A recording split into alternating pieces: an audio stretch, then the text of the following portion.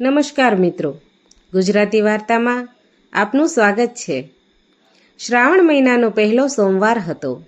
સવારે 4 વાગ્યે જ આખું ગામ ઓમ નમઃ શિવાયના જાપથી ગુંજી રહ્યું હતું. મંદિરમાં ઘંટ વાગી રહી હતી. લોકોના હાથમાં જળનો કળશ, બીલીપત્ર અને ફૂલો લઈને ભોળાનાથના દર્શન કરવા દોડી રહ્યા હતા. પણ એ જ રસ્તા પર એક 82 વર્ષનો વૃદ્ધ ધીમે ધીમે લાકડીના સહારે ચાલતો હતો. તેમના હાથમાં ન તો દૂધ હતું, ન તો ફૂલ, ન તો પૈસા, માત્ર એક નાનકડું તાંબાનું લોટું અને આંખોમાં આંસુ. ગામના એક યુવાને હસીને કહ્યું, કાકા, આટલી ઉંમરે ભગવાન પાસે શું માંગવા જાઓ છો? વૃદ્ધ માત્ર સ્મિત કરીને બોલ્યા, આજે કંઈ માંગવા નથી જતો બેટા, આજે તો ભગવાનને આપેલું છેલ્લું વચન પૂરું કરવા જાઉં છું. આટલું કહીને વૃદ્ધ આગળ વધી ગયા. પણ કોઈને ખબર નહોતી એ વચન પાછળ એવી હૃદયસ્પર્શી ઘટના છુપાયેલી હતી કે આખું ગામ વર્ષો સુધી તેને ભૂલી શક્યા નહીં. શ્રાવણ મહિનાની ભાવુક વાર્તા, ભોળાનાથનું છેલ્લું વચન. શ્રાવણ મહિનાનો પ્રથમ સોમવાર. હજુ રાતના 4 વાગ્યા પણ નહોતા કે આખા ગામમાં મંદિરમાંથી ઘંટનો મધુર નાદ સંભળાવા લાગ્યો. ઓમ નમઃ શિવાય, ઓમ નમઃ શિવાય.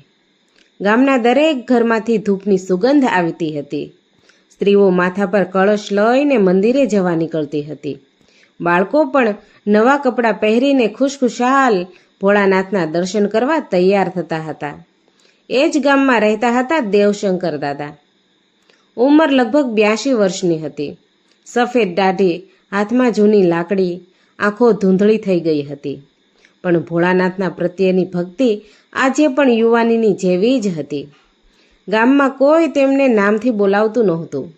બધા પ્રેમથી કહેતા, શિવભક્ત કાકા આવી ગયા. દેવશંકર કાકા છેલ્લા 50 વર્ષથી એક પણ શ્રાવણ એવો ગયો નહોતો જેમાં તેમણે એક પણ સોમવાર છોડ્યો હોય. તેમને તાવ હોય અથવા શરીર સાથ ન આપે, પણ ભોળાનાથના દર્શન કર્યા વગર તેઓ પાણીનો એક ઘૂંટ પણ પીતા નહીં. એક સમય એવો પણ હતો જ્યારે તેમના ઘરમાં ખૂબ સુખ હતું. 4 વીઘા જમીન, સુંદર મકાન, પત્ની કમળાબેન અને એનો એક જ દીકરો મહેશ. દેવશંકર કાકા મહેનતુ ખેડૂત હતા. સવારે 4 વાગ્યે ખેતરમાં પહોંચી જતા, બપોરે ઘરે આવીને જમતા, સાંજે ફરી ખેતરમાં અને રાત્રે ગામમાં શિવ મંદિરે આરતી કર્યા વગર ક્યારેય સૂતા નહોતા. તેમની પત્ની ઘણીવાર હસીને કહેતી, અરે, તમે ભગવાન શિવને પણ આરામ કરવા નથી દેતા. દેવશંકર કાકા હસીને જવાબ આપતા, કમળા, ભગવાનને મારી જરૂર નથી, પણ મને ભગવાનની ખૂબ જ જરૂર છે. આ વાત સાંભળીને કમળાબેન પણ સ્મિત કરી દેતા. સમય આગળ વધતો ગયો. મહેશ ભણવામાં ખૂબ હોશિયાર હતો. દેવશંકર કાકાનું એક જ સપનું હતું કે મારો દીકરો મોટો માણસ બને. તે માટે તેમણે પોતાની જમીનનો એક ભાગ વેચી નાખ્યો. મહેશને શહેરમાં ભણવા મોકલ્યો.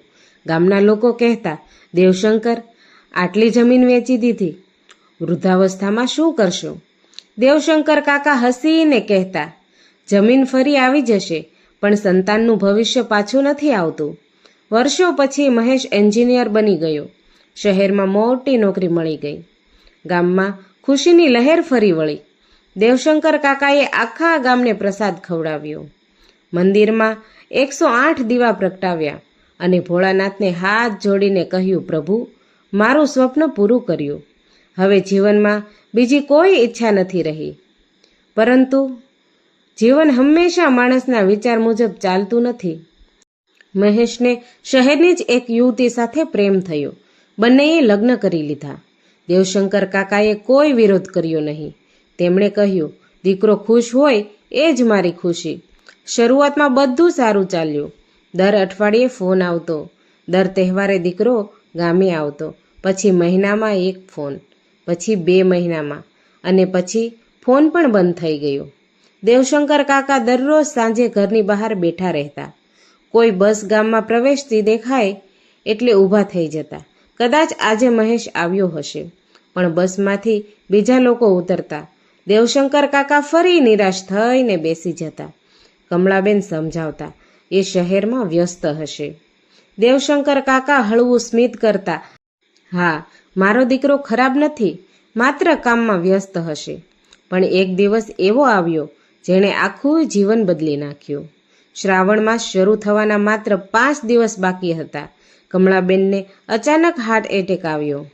ગામના લોકો તેમને હોસ્પિટલ લઈ ગયા. દેવશંકર કાકાએ મહેશને 10 વખત ફોન કર્યો. ફોન વાગતો રહ્યો, પણ કોઈએ ઉપાડ્યો નહીં. સાંજે કમળાબેને દેવશંકર કાકાનો હાથ પકડીને ધીમેથી કહ્યું, એક વચન આપો. દેવશંકર કાકાની આંખોમાં આંસુ આવી ગયા. કહો ને કમળા, મારા ગયા પછી તમે ભોળાનાથનો દરવાજો ક્યારેય છોડતા નહીં, અને મહેશ આવે તો તેને ક્યારેય દોષ આપતા નહીં. દેવશંકર કાકા રડતા રડતા બોલ્યા, વચન આપું છું. કમળાબેનના હોઠ પર છેલ્લું નામ હતું ઓમ નમઃ શિવાય, અને તેમનો હાથ ધીમે ધીમે ઢીલો પડી ગયો. દેવશંકર કાકાનું આખું જીવન એક ક્ષણમાં સૂનું થઈ ગયું. તે દિવસે તેમણે ભોળાનાથ સામે ઊભા રહીને એક બીજું વચન લીધું, પ્રભુ, જ્યાં સુધી આ શરીરમાં શ્વાસ છે, શ્રાવણના દરેક સોમવારે હું તમારા દર્શન કરવા આવીશ, ભલે મારી સાથે આખી દુનિયા છૂટી જાય. એ જ વચન આજે 82 વર્ષની ઉંમરે પણ તેણે દર સોમવારે મંદિરે ખેંચી લાવતું હતું. પણ તેમને ખબર નહોતી કે આ શ્રાવણ માસ તેમના જીવનનો છેલ્લો શ્રાવણ બનવાનો હતો, અને ભોળાનાથે તેમના માટે એવી લીલા રચી હતી જે જોઈને આખું ગામ આંસુઓ રોકી શક્યું નહીં. કમળાબેનના અવસાનને આજે 3 વર્ષ વીતી ગયા હતા. ઘર એ જ હતું, આંગણું એ જ હતું, દિવાલ પર કમળાબેનનો ફોટો પણ એ જ હતો, પણ ઘરમાં હવે હાસ્ય નહોતું. સાંજ પડતા દેવશંકર કાકા કમળાબેનના ફોટા સામે દીવો પ્રગટાવતા અને ધીમા અવાજે કહેતા, કમળા, આજે પણ હું તારી રાહ જોતો જમું છું. પછી 2 સૂકા રોટલા અને થોડું શાક લઈને એકલા જ ભોજન કરતા. એક દિવસ ગામના સરપંચ આવ્યા, દેવશંકરભાઈ, હવે તમારી ઉંમર થઈ ગઈ છે, મહેશને બોલાવી લો. શહેરમાં તેની સાથે રહેશો તો સારું. દેવશંકર કાકાએ હળવું સ્મિત કર્યું. સરપંચી, સંતાનના ઘરમાં ભાર બનીને જીવવું એ કરતાં ભગવાનના ઘરમાં ભક્ત બનીને જીવવું સારું. સરપંચ કંઈ બોલી શક્યા નહીં. શ્રાવણનો બીજો સોમવાર હતો. સવારે ભારે વરસાદ વરસી રહ્યો હતો. રસ્તા પર કાદવ હતો. ગામના ઘણા લોકો મંદિરે જઈ શક્યા નહોતા, પણ દેવશંકર કાકા પોતાના તાંબાના લોટામાં પાણી ભરીને નીકળી પડ્યા. મંદિર હજુ અડધો કિલોમીટર દૂર હતું. એટલામાં રસ્તાની બાજુમાં એક અજાણ્યો સાધુ વરસાદમાં ભીંજાતો બેઠો હતો. તેના કપડાં ફાટેલા હતા, આંખોમાં અજબ તેજ હતો. સાધુએ દેવશંકર કાકાને જોઈને કહ્યું, બાપા, બહુ ઉતાવળમાં લાગો છો. દેવશંકર કાકા હસ્યા. ઉતાવળ નથી મહારાજ, ભોળાનાથ રાહ જોતા હશે. સાધુ બોલ્યો, જો હું કહું કે આજે ભોળાનાથ અહીં બેઠા છે તો? દેવશંકર કાકા થોડા ચોંક્યા, પણ તરત જ નમન કરીને બોલ્યા, જ્યાં ભૂખ્યો, દુઃખી અને નિરાધાર જીવ હોય ત્યાં ભગવાન રહે છે. સાધુની આંખોમાં આનંદના આંસુ આવી ગયા. સાધુએ ધીમેથી કહ્યું, બાપા, 2 દિવસથી કશું ખાધું નથી. દેવશંકર કાકા પાસે માત્ર 2 રોટલા હતા.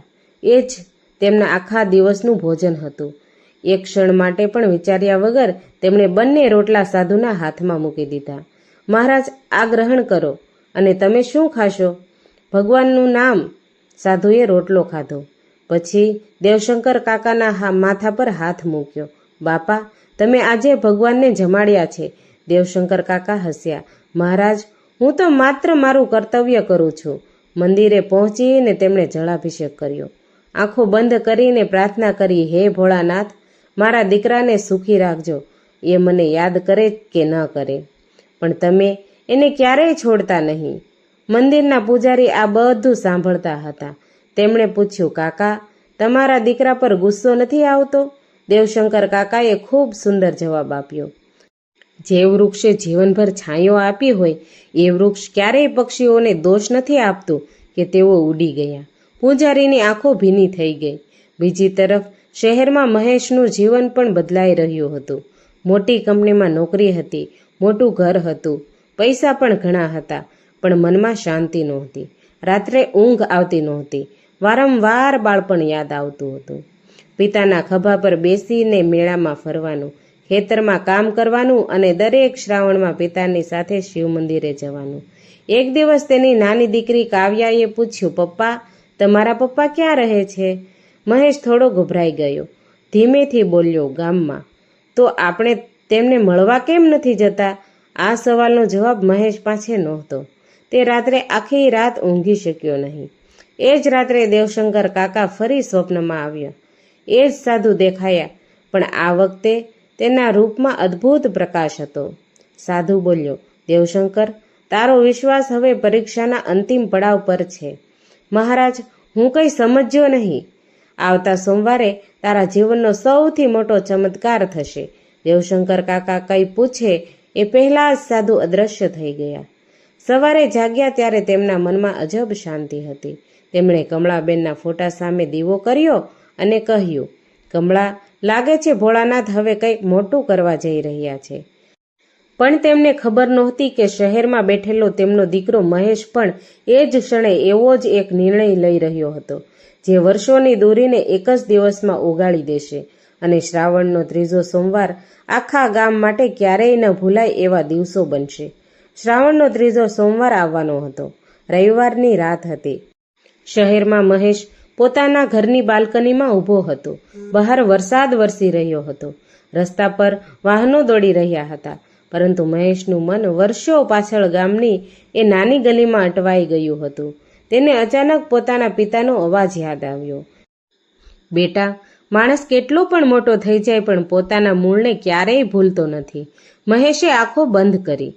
તેની આંખોમાંથી 2 આંસુ નીચે પડી ગયા. પાછળથી તેની નાની દીકરી કાવ્યા આવી. પપ્પા. હા બેટા, આજે દાદાનો ફોટો જોયો. એ બહુ જૂનો છે ને? મહેશે માથું હલાવ્યું. હા, દાદા તમને બહુ પ્રેમ કરતા હતા. મહેશે જવાબ આપ્યો નહીં. કાવ્યાએ ફરી પૂછ્યું, તમે દાદાને મળવા કેમ નથી જતા? આ વખતે મહેશના ગળામાંથી અવાજ જ ન નીકળ્યો.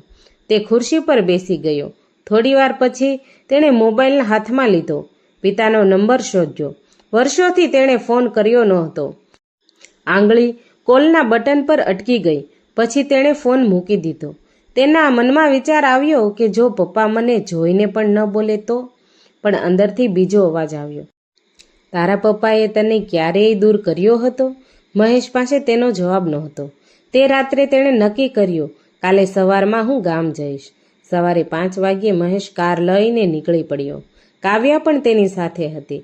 રસ્તામાં કાવ્યાએ પૂછ્યું, પપ્પા, દાદા મને ઓળખશે? મહેશે કહ્યું, કદાચ નહીં, તો હું એમને ઓળખાવીશ. મહેશના હૃદયમાં કંઈક તૂટી ગયું. વર્ષો પહેલાં તેના પિતાએ પણ કદાચ આવું જ વિચાર્યું હશે, મારો દીકરો મને ઓળખશે કે નહીં. ગામથી લગભગ 10 કિલોમીટર દૂર અચાનક ભારે વરસાદ શરૂ થયો. રસ્તો પાણીથી ભરાઈ ગયો. મહેશે કાર ધીમી કરી. એટલામાં રસ્તાની બાજુમાં એક વૃદ્ધ સાધુ દેખાયા. મહેશે કાર રોકી. મહારાજ, ક્યાં જવાનું છે? સાધુએ કહ્યું, આગળના ગામમાં. મહેશે તેમને કારમાં બેસાડ્યા. કાવ્યાએ સાધુને જોઈને તરત પૂછ્યું, મહારાજ, તમે ભગવાન શિવને મળ્યા છો? સાધુ હસ્યા. બેટા, ભગવાનને મળવા માટે ક્યાંય જવું પડતું નથી. તો ક્યાં મળે છે? સાધુએ કાવ્યાના માથા પર હાથ ફેરવ્યો. જ્યાં સાચો પ્રેમ હોય ત્યાં. મહેશ આ વાત સાંભળીને ચૂપ થઈ ગયો. થોડા સમય પછી સાધુએ મહેશને પૂછ્યું, ક્યાં જઈ રહ્યા છો? ગામ. કોને મળવા? મહેશે થોડું મૌન રાખીને કહ્યું કે મારા પિતાને. સાધુએ તેની આંખોમાં જોયું. ઘણા વર્ષો પછી? મહેશ ચોંકી ગયો. તમને કેવી રીતે ખબર પડી? સાધુ માત્ર હસ્યા. કેટલાક ચહેરા પોતાની વાર્તા પોતે કહી દે છે. મહેશને અચાનક પિતાની યાદ આવી. થોડીવાર પછી સાધુએ કહ્યું, બેટા, એક વાત યાદ રાખજે, માતા પિતાની માફી માંગવામાં ક્યારેય મોડું થતું નથી, પરંતુ તેમને માફી માંગવાની તક મળે એ જરૂરી છે. મહેશનું હૃદય ધબકવા લાગ્યું. મહારાજ, તમે આવું કેમ કહો છો? સાધુએ કંઈ જવાબ આપ્યો નહીં. થોડા અંતરે તેમણે કાર રોકાવી. મારે અહીં ઉતરવું છે, મહેશે કહ્યું. પણ અહીં તો કશું નથી. સાધુ કારમાંથી ઉતર્યા. જેની શોધમાં તું જઈ રહ્યો છે તેને શોધવા માટે પહેલાં પોતાના અંદરના અહંકારને ઉતારવો પડશે. આટલું કહીને સાધુ વરસાદમાં આગળ ચાલ્યા ગયા. કાવ્યા પાછળના સીટમાંથી બોલી, પપ્પા, આ સાધુ તો બહુ અજબ હતા. મહેશે ધીમેથી કહ્યું, હા બેટા, બહુ અજબ. પણ મહેશને ક્યાં ખબર હતી કે આ એ જ સાધુ હતા જેમણે તેના પિતાએ 2 રોટલી ખવડાવી હતી. અહીં દેવશંકર કાકા વહેલી સવારે જ મંદિરે પહોંચી ગયા હતા. આજે 3જો સોમવાર હતો. તેમણે શિવલિંગ પર જળ ચડાવ્યું, બીલીપત્ર ચડાવ્યું, પછી આંખો બંધ કરીને કહ્યું, હે ભોળાનાથ, જો મારા જીવનમાં કોઈ ભૂલ થઈ હોય તો માફ કરજો. મારા દીકરાને સુખી રાખજો. અને જો આજે મારા જીવનનો અંતિમ દિવસ હોય તો મારા મોઢે તમારું નામ રહે. પૂજારી આ સાંભળીને ગભરાઈ ગયા. કાકા, આવી વાત કેમ કરો છો? દેવશંકર કાકા હસ્યા. મૃત્યુથી મને ડર નથી પૂજારીજી, મને માત્ર એટલો ડર છે કે અંતિમ સમયે ભોળાનાથનું નામ ન ભૂલી જાઉં.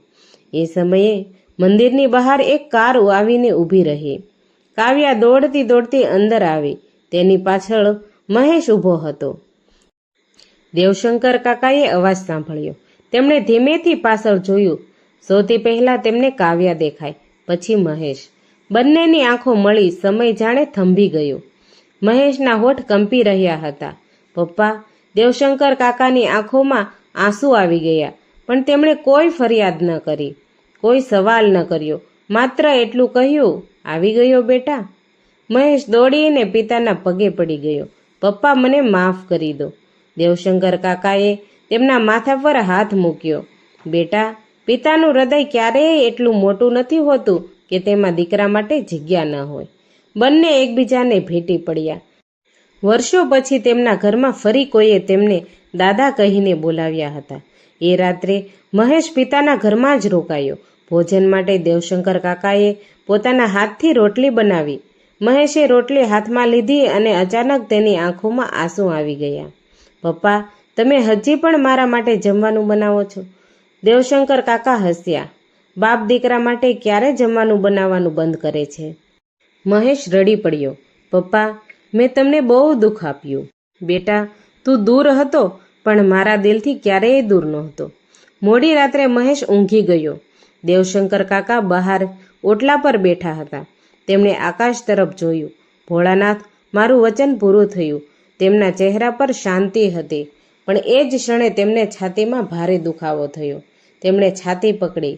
લાકડી હાથમાંથી પડી ગઈ અને તેને ધીમેથી જમીન પર ઢળી પડ્યા.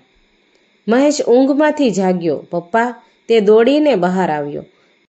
દેવશંકર કાકા શ્વાસ લેવા માટે સંઘર્ષ કરી રહ્યા હતા.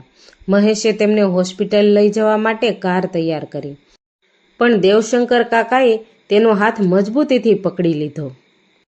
મને હોસ્પિટલ નહીં લઈ જતો. પણ કેમ? દેવશંકર કાકાએ મંદિરમાં રહેલા શિવલિંગ તરફ જોયું. મારે ભોળાનાથ પાસે જવું છે. મહેશના પગ નીચેથી જમીન ખસી ગઈ. પપ્પા, આવું ન બોલો. દેવશંકર કાકાએ આંખો બંધ કરી અને ધીમેથી બોલ્યા, મારો છેલ્લો સોમવાર હજી પૂરો થયો નથી બેટા. આ સાંભળીને મહેશ રડી પડ્યો.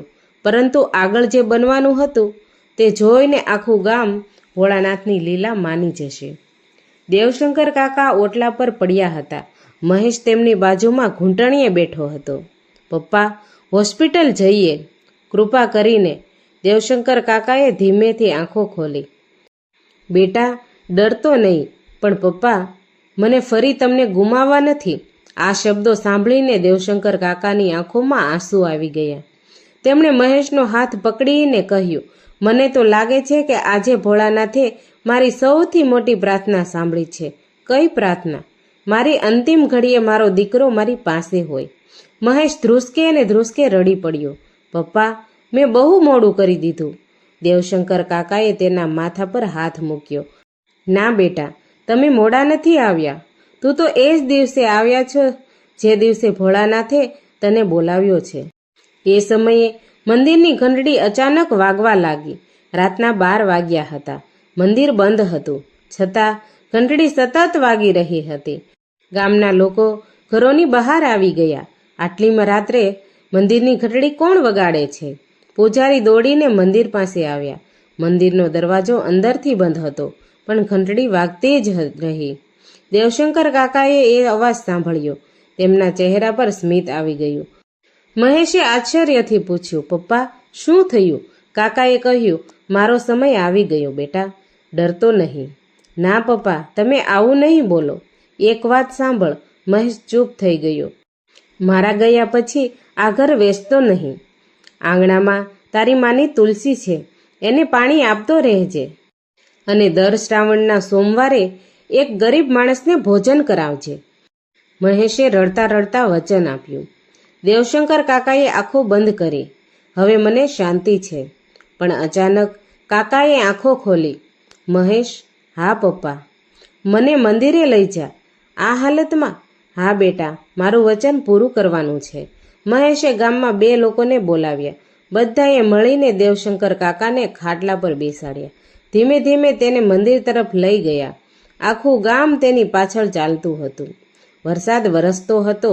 રસ્તો કાદવથી ભરેલો હતો, પણ કોઈ રોકાયું નહીં. મંદિર પાસે પહોંચતા જ ઘંટડી આપમેળે બંધ થઈ ગઈ.